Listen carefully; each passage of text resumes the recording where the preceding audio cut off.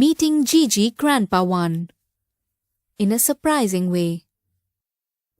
We call him Gigi Grandpa or Gigi for short.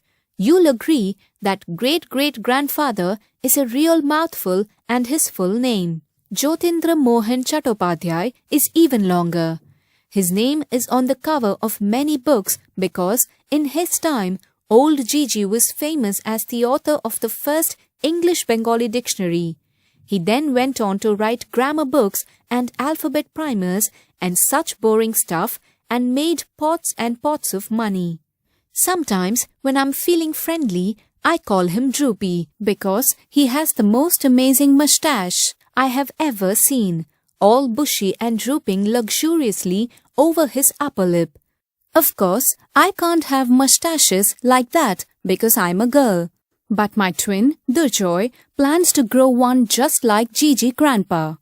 Gigi's sepia photograph hangs above the mantelpiece in the drawing room of our house in North Kolkata. It shows him sitting in a high-backed, carved wooden chair, wearing a dhoti, kurta and a shawl across one shoulder. Next to him is a marble table on which is a pile of the books he had written, including the famous dictionaries. We still have his books collecting dust in a bookcase. Nobody reads them like ever. This room is our favorite place in the house. I sit huddled on the squashy old sofa with the faded velvet cushions reading murder mysteries, and Durjoy often sprawls on the moth-eaten carpet doing his homework. Every time we look up, there's old Droopy staring down at us with a disapproving scowl. So we tell him jokes about chickens crossing the road or all the knock-knock stuff and laugh like mad. Gigi just looks grim.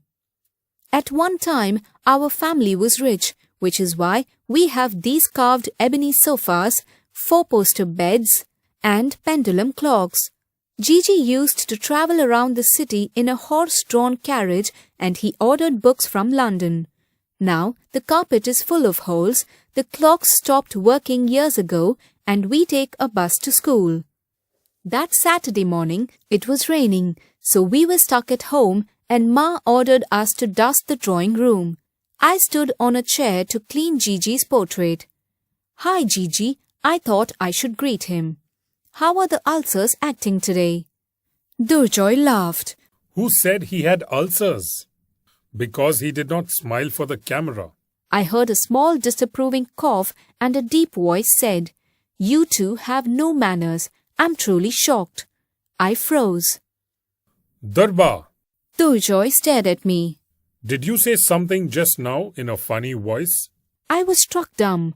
Right before me, Gigi sat up, turned his head and stared at me. Then, in the blink of an eye, he was still again. He moved. I yelled. Who? Durjoy was standing beside me. "Gigi Grandpa, you're dreaming. With my eyes open? While doing the dusting? You crazy?"